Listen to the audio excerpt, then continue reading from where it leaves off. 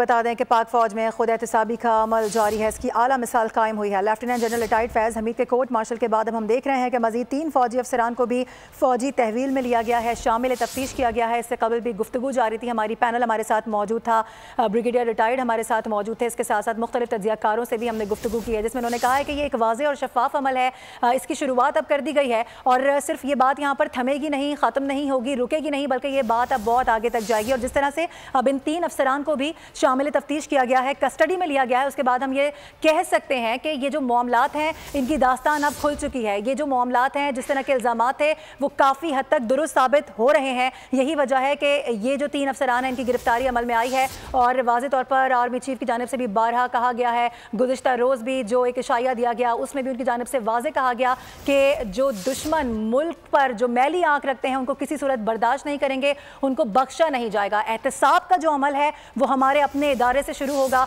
ताकि किसी को किसी किस्म की कोई भी अभाम ना हो। और यही हम देख भी रहे हैं कि एहतसाब का अमल शुरू कर दिया गया है। फौज में जो एहतसाब का अमल है उसकी आला मिसाल इस वक्त हम देख रहे हैं कि एक बड़े अफसर की जो कस्टडी में उनको लिया गया था उसके बाद अब हम देखते हैं कि मजीद 3 फौजी अफसरान हैं, उनको भी तहवील में लिया गया है। तीनों फौजी अफसरान के हवाले से उनके नाम भी सामने आ चुके हैं और साथ ही साथ ये बात भी वाज़ेह कर दी गई है कि इनको भी शामिल तफ्तीश किया जाएगा। फौजी तहवील में लिए गए तीनों अफसरान के नाम भी सामने आ चुके हैं। तीनों अफसरान पैगाम रसानी का काम करते थे। इसके साथ साथ तीनों अफसरान सियासी जमात और लेफ्टिनेंट जनरल रिटायर्ड फैज़ हमीद के दरमियान राबता कारी में भी शामिल थे। बात करेंगे, नुमाइंदा खुसूसी सलमान आवान हमें ज्वाइन कर रहे हैं। सलमान, इस हवाले से मजीद क्या सामने आ सकी है, पेशरफ्त क्या हुई है?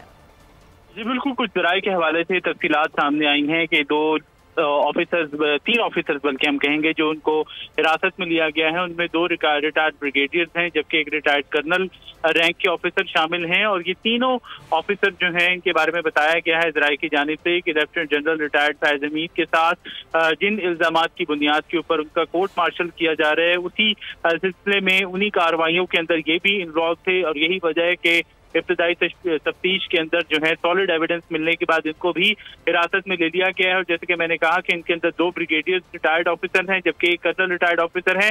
ब्रिगेडियर रिटायर्ड ऑफिसर्स के नाम जो सामने आए हैं उसके मुताबिक ब्रिगेडियर रिटायर्ड गफ्फार और ब्रिगेडियर रिटायर्ड नईम को हिरासत में लिया गया है, मिलिट्री कस्टडी में लिया गया है। और तीसरे कर्नल ऑफिसर जो है जिनको कर्नल रिटायर्ड हम बता रहे हैं, जो कि कर्नल के रैंक से रिटायर्ड हुए हैं, वो आसिम हैं। ये तीनों ऑफिसर जो हैं बुनियादी तौर पर पैगाम रसानी का काम करते थे। और दोनों रिटायर्ड ब्रिगेडियर जिनके बारे में हम बात कर रहे हैं इनका ताल्लुक भी जिला चकवाल से है और लेफ्टिनेंट जनरल रिटायर्ड फैज़ हमीद खुद भी चकवाल से ही बिलोंग करते हैं। और इन दोनों ब्रिगेडियर्स के बारे में कहा जा रहा है कि ये जनरल रिटायर्ड फैज़ हमीद के खास मंजूर नजर ऑफिसर थे जो रिटायरमेंट के बाद भी अपना जो उनका मिलिट्री कानून है, मिलिट्री लॉ है, उसके बरक्स सियासी पैगाम रसानी और सहूलत कारी के अंदर मुलविस रहे। और ये इस तमाम तर सिलसिले की जिसकी बुनियाद के ऊपर वो तमाम तर सलमान आवान हमारे साथ ही मौजूद रहिएगा।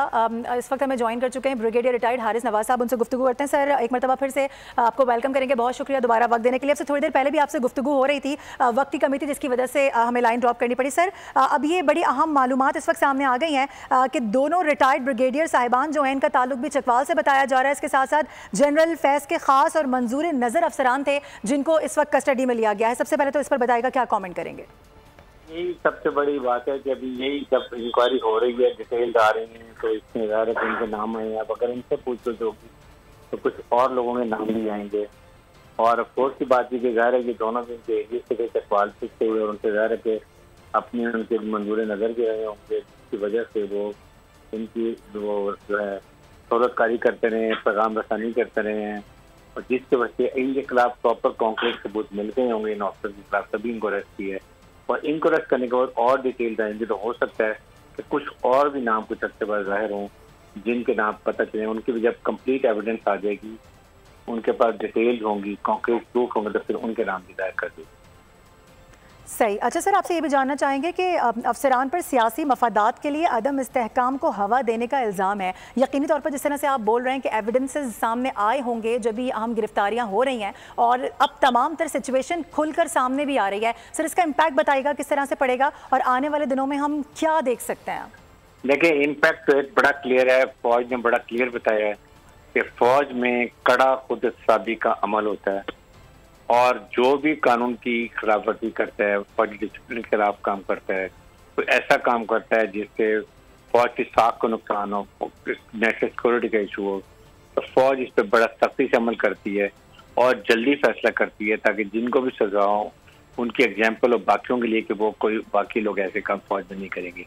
और इसलिए फौज अपने डिसिप्लिन के हिसाब से, फाइटिंग कैपेबिलिटी के हिसाब से, ऑपरेशन रेडीनेस के हिसाब से कभी फौज दुनिया में मशहूर है। और पूरी फौज हर रैंक तमाम अपने चीफ ऑफिसर जनाब मनीष की तरफ देखते हैं, उनसे अहकाम लेते हैं और जो कोर कमांडर काउंसिल में फैसला होता है उस पर अमल किया जाता है। ठीक सर, बहुत शुक्रिया। हमारे साथ मौजूद थे ब्रिगेडियर रिटायर्ड हारिस नवाज साहब। हम मामले पर गुफ्तगू कर रहे थे, रिपोर्ट किया सलमान अवान ने। दोनों का बहुत शुक्रिया।